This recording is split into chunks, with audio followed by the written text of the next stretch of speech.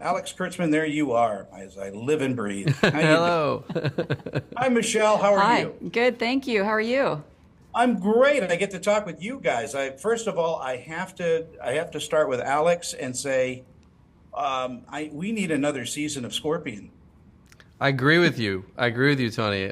Tell me, you should start a petition. I should, or make a movie like they did with Firefly. I mean, I got to find out Yeah. what happened. Yeah. No, I totally agree. Anyway, Michelle, let's start with about Star Trek Discovery.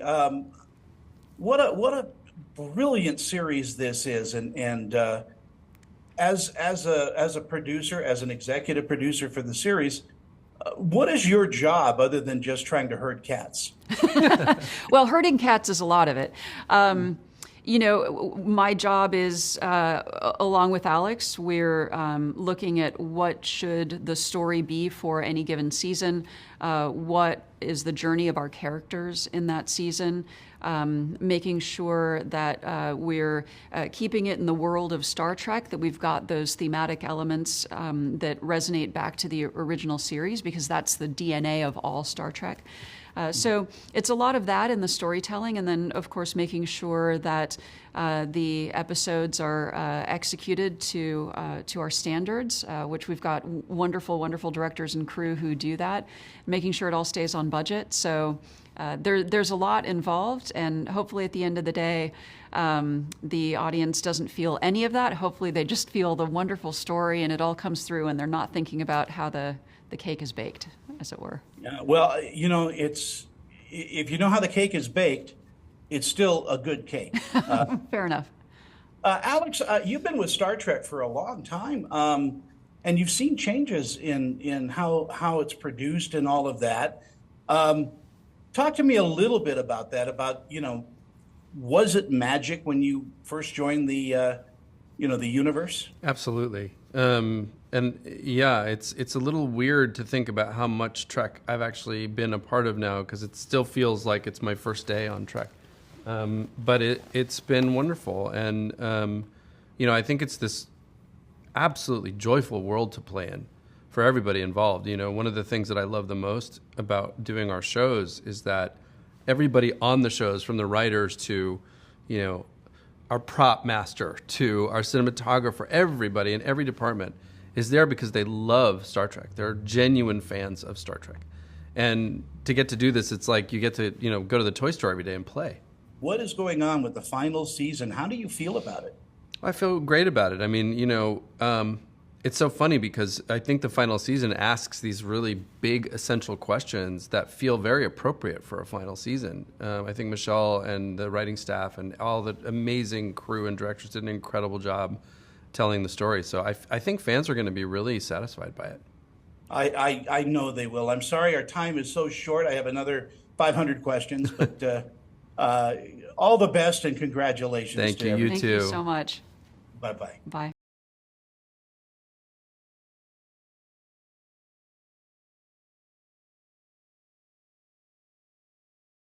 My gosh, there you are. There you are. Yes, pleasure to meet you this morning, and my gosh, all the kudos in the world for taking on these characters. I'm going to start with Blue. Talk to me about Adira, and this is a first major role. Did I read that right? Yeah. What a role to take on, man. Yeah. Yeah. Yes. This has been insane. It's again insane. It's been insane. I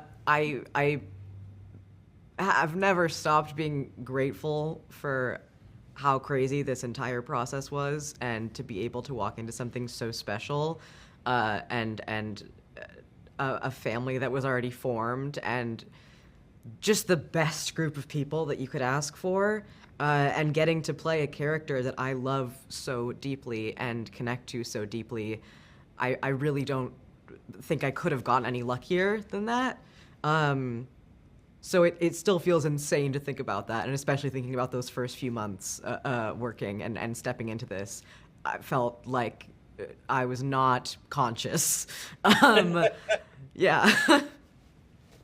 Mary, let me ask you this because I feel that your character, Sylvia, is really the heartbeat of Discovery. She is such a marvelous character to play and such a loving person. Yeah, thank you. Talk to me a little bit about how much of her is in you and how much of you is in her. I was literally just talking about this, but I'm not like very much like Tilly. I think like on a core level, I think our centers are different. Would you agree? I agree. I mean, I'm in Tilly in that she's a ghost who's haunting my physical body. Like, does that make sense? And my timing, stuff like that. But I think for me, my relationship to Tilly is more like aspirational.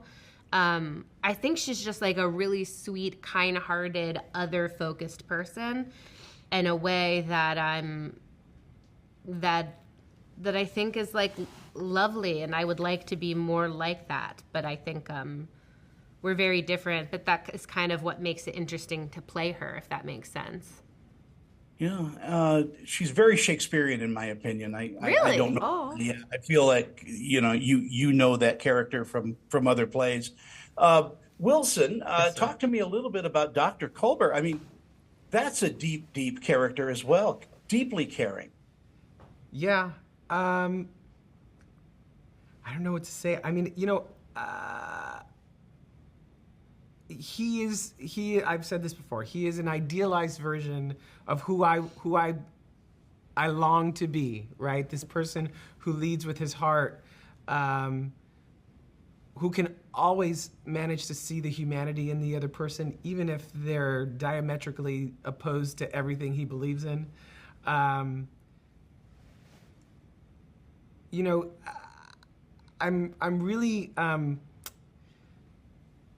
I'm a far more anxious person than he is, but I do love that was incorporated into season 4 and that we were kind of able to see this person who is anxious because they want to be able to be present for as many people as possible, and yet they forget to take care of themselves. I mean, that is an element that I understand on a cellular level.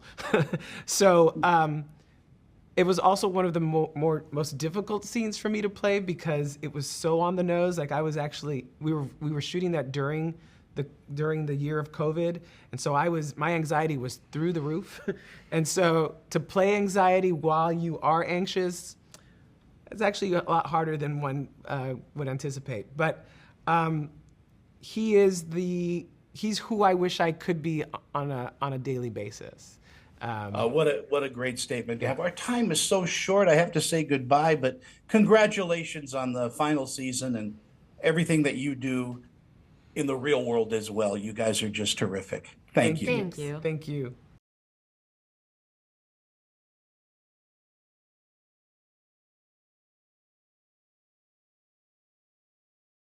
My gosh, there you are. Good morning, Tony. Good morning, David. First of all, I'm really excited to chat with you. I'm a big fan of Star Trek, have been since I was a kid. And I'll start with David. Man, I mean, what a character you've got. I mean, a lot of times actors don't get a chance to bite into something like this. It's a gift, truly. Thank you. It all started from a phone call, Michelle Paradise and Alex Kurtzman reaching out to my team, saying that they had this idea for this character, and at the time they only had like 4 pages written, and I remember they sent it to me, I had a read of it, and I thought there's something in here which could be fun, and that is different. And then I had no idea what I was kind of letting myself into, because I don't like to know, similar to Doug, I don't like to know too much. I'm minimal. Give me bit by bit by bit. And then just seeing how this character has just been fleshed out and how they've given me so much to work with so early on has been a true gift. I'll forever be grateful. Doug, Saru has gone through so much, and in this final season, what are audiences going to expect to see? Right. Saru has gone through so much, changes in title and rank, and now the addition of a love life. that has been very, very dignified and very. It's like a frock drama courtship the two that Saru and Tarina have together. So I think I hope that the audience is anticipating the same thing that I was going into season 5, and that is, will Saru and Tarina continue their love story? And one of our showrunners, Michelle Paradise, said, "I think you'll be very happy with the Saru Tarina story." How sweet. Yeah. Is the makeup getting easier? I mean, we're in the final season, but has the makeup gotten easier for you? You know, when you're gluing something onto someone's face, it is what it is, and it can only get so good, so fast. But it's honestly, it looks like it takes a long time. But most of the prosthetic work is sculpted and painted ahead of time. Those pieces then are glued onto me as the last step, and that's only 2 hours a day. That's not that bad when it comes to a creature. That's great. We only have a few seconds left. David, what do you think audiences are going to discover about Discovery in this final season? How special it is to explore, and how special it is to explore when you're surrounded by a team who are like-minded, who are driven, and who are inspired. We're going to see a lot of adventure, a lot of fun, love, and heart. Mm-hmm. That's what Star Trek is all about. Doug, we got to talk for a little longer. I'm good friends with Craig Lemons. Oh, I love Craig, yes. Yeah, and he told me to mention that you were the mascot at Ball University. At Ball State University, I was Charlie Cardinal in a big bird suit. Together for a longer interview. We'll do that, okay. Bye, Doug. Take care. Thank you.